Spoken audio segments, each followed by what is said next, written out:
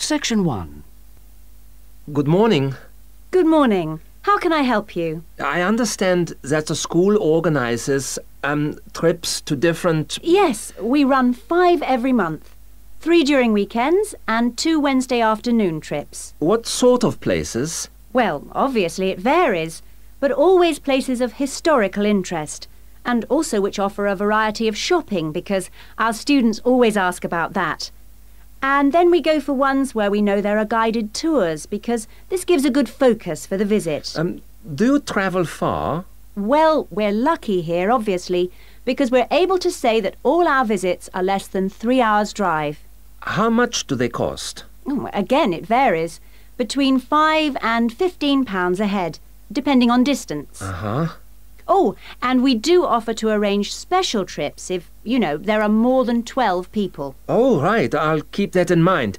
And what are the times normally? We try to keep it pretty fixed so that students get to know the pattern. We leave at 8:30 a.m. and return at 6 p.m. We figure it's best to keep the day fairly short. Oh, yes. And how do we reserve a place? You sign your name on the notice board. Do you know where it is? Uh-huh. I saw it this morning. And we do ask that you sign up 3 days in advance, so we know we've got enough people interested to run it, and we can cancel if necessary, with full refund, of course. That's fine, thanks. And what visits are planned for this term? Right, well, I'm afraid the schedule hasn't been printed out yet, but we have confirmed the dates and planned the optional extra visits, which you can also book in advance if you want to. Oh, that's all right. If you can just give some idea of the weekend ones, so I can, work out when to see friends, etc. Oh, sure. Well, the first one is St Ives. That's on the 13th of February, and we'll have only 16 places available, because we're going by minibus. And that's a day in town with the optional extra of visiting the Hepworth Museum. All right, yeah, that sounds good. Then there's a London trip on the 16th of February, and we'll be taking a medium-sized coach, so there'll be 45 places on that. And let's see, the optional extra is the Tower of London. Oh, I've already been there. After that, there's Bristol on the 3rd of March. Where? Bristol, Bristol. Okay. That's in a different minibus with 18 places available. Oh, and the optional extra is a visit to the SS Great Britain. Okay. We're going to Salisbury on the 18th of March, and that's always a popular one because the optional extra is Stonehenge. So we're taking the large coach with 50 seats. Oh, good. And then the last one is to Bath on the 23rd of March. Oh, yes. Is Bath the Roman city? Yes, that's right. And that's in the 16-seater minibus. And where's the optional visit? It's to the American Museum.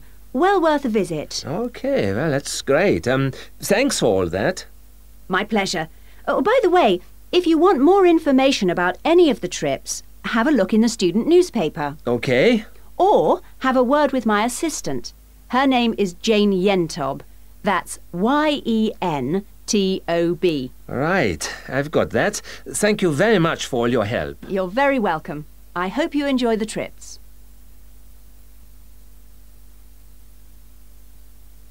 Section 2. Good afternoon, everybody, and welcome to Riverside Industrial Village. To start your visit, I'm just going to give you a brief account of the history of the museum before letting you roam about on your own. I won't keep you long, OK? Now, from where we're standing, you've got a good view of the river over there. And it was because of this fast-flowing water that this site was a natural place for manufacturing works. The water and the availability of raw materials in the area like minerals and iron ore, and also the abundance of local fuels like coal and firewood, all made this site suitable for industry from a very early time. Water was the main source of power for the early industries, and some of the water wheels were first established in the 12th century, would you believe? At that time, local craftsmen first built an iron forge just behind the village here on the bend in the river. By the 17th and 18th centuries, the region's rivers supported more than 160 water mills, and many of these continued to operate well into the 19th century. But then the steam engine was invented, and then the railways came, and the centres of industry were able to move away from the rivers and the countryside and into the towns. So industrial villages like this one became very rare. So, that's the history for you. If you'd like any more information, you can ask me some questions, or you can read further in our excellent guidebook. Now, I'm going to give you a plan of the site, and I'd just like to point out where everything is, and then you can take a look at everything for yourself. I've already pointed out the river, which is on the left, and of course, running along the bottom is Woodside Road. Got it? OK. Now, we're standing at the entrance. See it at the bottom? And immediately to our right is the ticket office. You won't need that, because you've got your group booking. But just past it are the toilets. Always good to know where they are. In front of us is the car park, as you can see, and to the left, by the entry gate, is the gift shop. That's where you can get copies of the guide, like this one here. Now, beyond the car park, all the buildings are arranged in a half circle with a yard in the middle.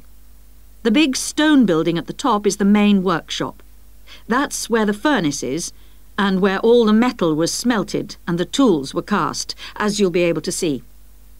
Now, in the top right-hand corner, that building with bigger windows is the showroom, where samples of all the tools that were made through the ages are on display.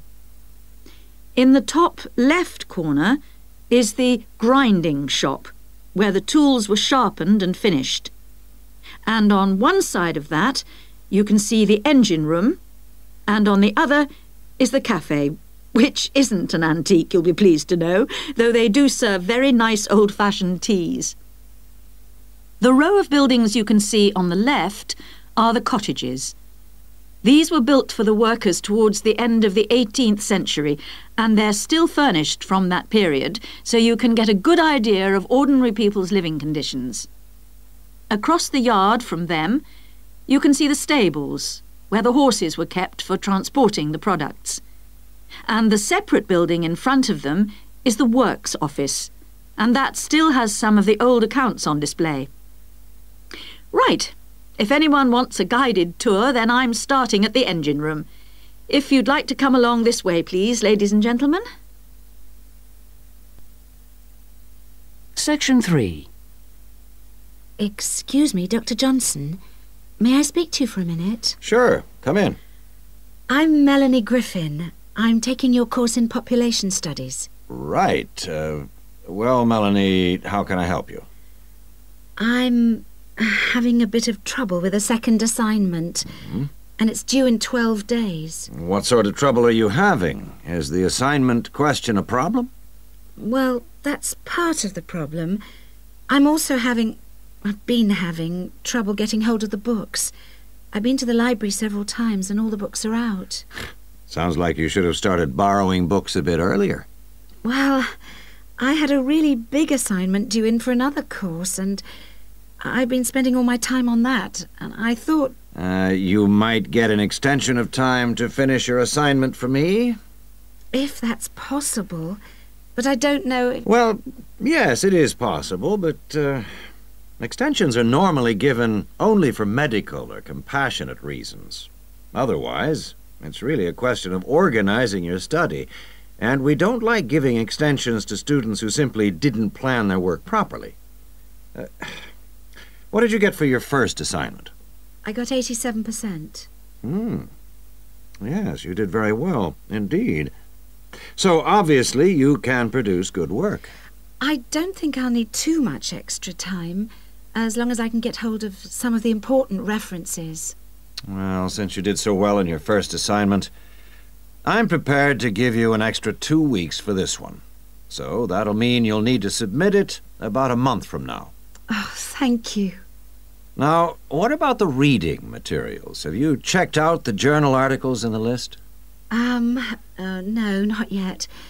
There were about 20 of them, and I wasn't sure which ones would be most useful or important. Well, they're all useful, but I don't expect anyone to read them all because a number of them deal with the same issues. Let me give you some suggestions. The article by Anderson and Hawker is really worth reading. Right, I'll read that one. You should also read the article by Jackson, but just look at the part on the research methodology, how they did it. Okay, Jackson. Got that. And if you have time, the one by Roberts says very relevant things, although it's not essential. So, okay, if it's useful, I'll try and read that one. Now, the one by Morris, I wouldn't bother with that at this stage if I were you. Okay, I won't bother with Morris. Oh, now, someone told me the article by Cooper is important. Well, yes, in a way. But just look at the last part, where he discusses the research results. And lastly, there's Forster. I can't think why I included that one. It's not bad, and could be of some help, but not that much. Now, let's deal with the assignment question. What's the problem there? It's the graph on page 2. What seems to be the problem? It's just the bar graph showing reasons why people change where they live. Well, I've got a photocopy, but the reasons at the bottom are missing. Ah, okay. Look at the first bar on the graph. Now, that indicates the number of people who move because they want more space. Oh, I see. Bar 1. Okay. Now, what about the next bar? Bar 2 is to do with the people living nearby, disturbing them. So they chose to move away to somewhere quieter. Now let's look at bar number 3. Another reason people change their place of living is because they want to be closer to the city. Okay. Proximity to the city is an issue. Now, bar number 4 refers to problems when the owner of the property won't help fix things that go wrong. In other words, the owner is not helpful, and so the tenants move out. Okay. Now, what about bar 5? Bar 5 is about those people who move because they need a bus or train to get them into the city or to go to work. Okay. And bar 6? Bar number 6 is interesting. That reason was given quite a lot. People moving because they wanted to be in a more attractive neighborhood. Oh, yes. Thank you very much. Section 4.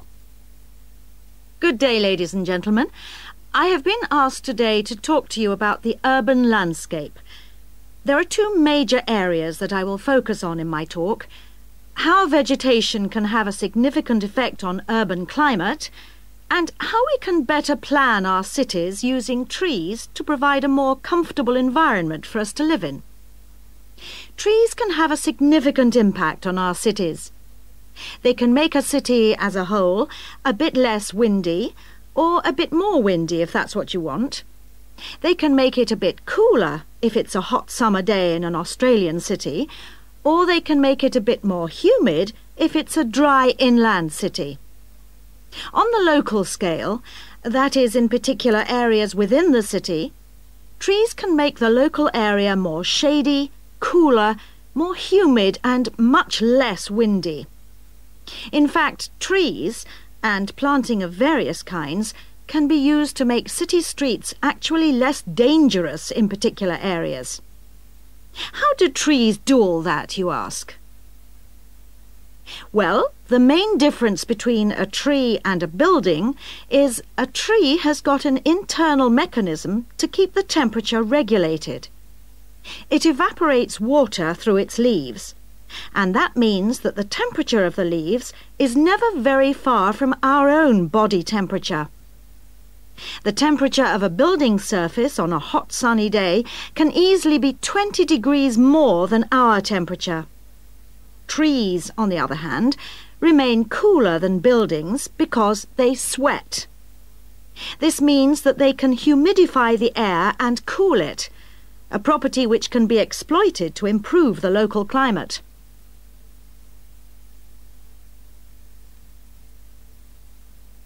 can also help break the force of winds. The reason that high buildings make it windier at ground level is that as the wind goes higher and higher, it goes faster and faster. When the wind hits the building, it has to go somewhere. Some of it goes over the top, and some goes around the sides of the building, forcing those high-level winds down to ground level. That doesn't happen when you have trees. Trees filter the wind and considerably reduce it, preventing those very large, strong gusts that you so often find around tall buildings. Another problem in built-up areas is that traffic noise is intensified by tall buildings. By planting a belt of trees at the side of the road, you can make things a little quieter, but much of the vehicle noise still goes through the trees. Trees can also help reduce the amount of noise in the surroundings, although the effect is not as large as people like to think. Low-frequency noise in particular just goes through the trees as though they aren't there. Although trees can significantly improve the local climate, they do, however, take up a lot of space. There are root systems to consider, and branches blocking windows and so on. It may therefore be difficult to fit trees into the local landscape. There is not a great deal you can do if you have what we call a street canyon, a whole set of high-rises enclosed in a narrow street. Trees need water to grow. They also need some sunlight to grow, and you need room to put them. If you have the chance of knocking buildings down and replacing them, then suddenly you can start looking at different ways to design the streets and to introduce